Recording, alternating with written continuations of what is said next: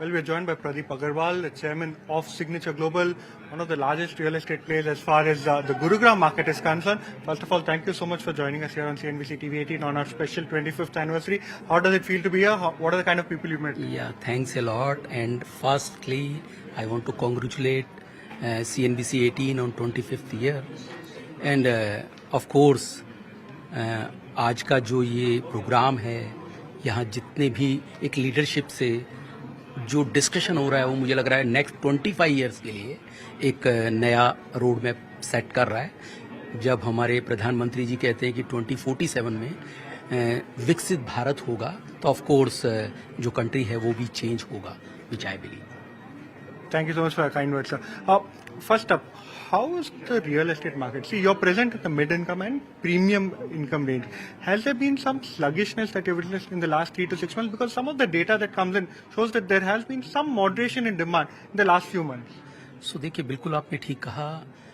आज से जो 3 से 4 महीने पहले जिस तरीके की डिमांड का एक बहुत ज़्यादा चार्म था, थोड़ा सा सॉफ्टनेस हुई है, लेकिन मुझे लगता है कि थोड़ा सा अगर स्लिगनेस है तो वो ज़्यादा है लग्जरी सेगमेंट के अंदर। मैं दिल्ली एनसीआर की बात कर रहा हूँ। End of course mid income ऐसा सेगमेंट है क्योंकि वो नीडी, कहीं ना कहीं लोग फर्स्ट टाइम होम बायर ज़्यादा वहाँ पर, सो वहाँ उतना भी प्रेशर नहीं है। लेकिन ऑफ कोर्स अगर टॉप सेगमेंट पर प्रेशर आएगा तो आने वाले वक्त में कहीं ना कहीं मिड इनकम पर भी वो प्रेशर नज़र आएगा। सो ऐसे में ज़्यादा ज़रूरी है कि आप क्वालिटी प्रोडक्ट लॉन्च करें एंड राइट लोकेशंस पर लॉन्च करें। सो जो कस्टमर है वो ज़रूर आप तक पहुंचेगा। डिमांड बहुत ज़्यादा है इस कंपैरिजन में कि अगर आपकी लोकेशन राइट है तो डिमांड ज़रूर है। The other thing that we are witnessing as far as the Delhi NCR Gurugram market is concerned is that a lot of Mumbai-based players want to become pan-India. So we're seeing players like Lodha, Godrej Properties, they have evinced interest in going ahead and coming to that market. Has that caused an increased competitive intensity, and has there been any pressure as far as pricing per square foot is concerned? So I think so. मुझे लगता है ये एक healthy competition है। अगर कोई भी Mumbai developers या अदर एरिया के डेवलपर्स गुरुग्राम या एनसीआर में आते हैं तो we always welcome to them.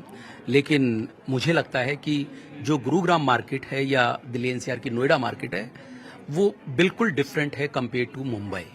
सो कोई भी पर्सन, जो कोई भी डेवलपर अगर दिल्ली एनसीआर को एक्सेस करना चाहता है तो मुझे लगता है कि एक गेटवे है कम से कम 5 साल का, वो एक्सपीरियंस उसे जरूर लेना पड़ेगा।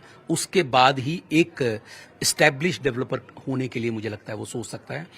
अगर प्राइसिंग की बात करें तो ऑफ कोर्स वहाँ का जो प्राइस पॉइंट है दिल्ली एनसीआर का, स्पेशली गुरुग्राम का, तो वो लगभग 12,000 से 15,000 रुपये पर स्क्वायर फीट है।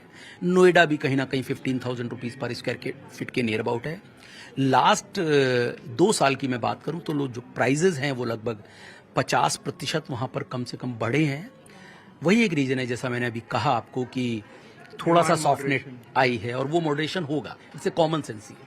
Right. So some demand moderation. Markets have been waiting for a rate cut. Home buyers have been waiting for a rate cut, but it appears as though that has been pushed out. Have you seen any comeback of demand in terms of people who have booked flats? Has there been any moderation in terms of people pushing off purchases, or in some cases going back on their word of actually going ahead and purchasing apartments, or are you still seeing very, very strong demand? So देखिए, अगर हम home loan की बात करें तो of course जो कोई भी अगर रेट कट आता है तो वो हमेशा वेलकम करता है, यानी पूरा बाजार उसका। लेकिन आज की डेट में भी जो है 8.5% का जो रेट चल रहा है वो कहीं ना कहीं कस्टमर्स को एक्सेप्टेबल है।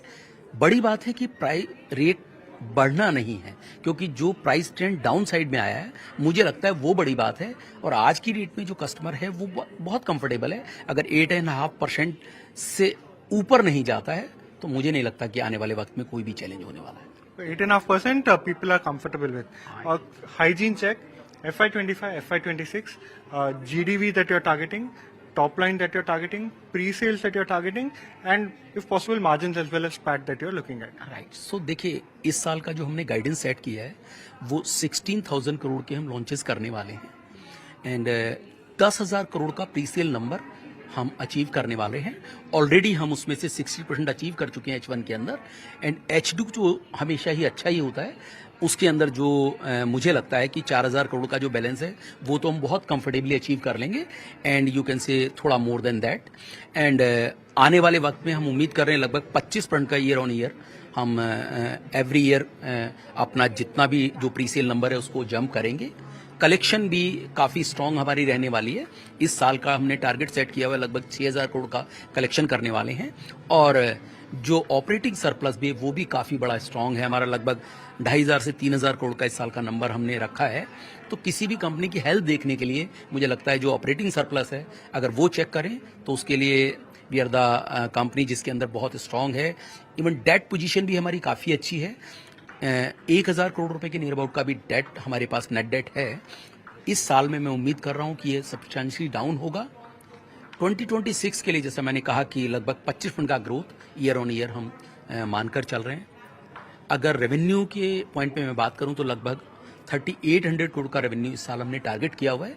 ऑलरेडी अभी तक हम 1200 करोड़ रुपए H1 में अचीव कर चुके हैं, बैलेंस आने वाले दोनों क्वार्टर्स में हम अचीव करेंगे।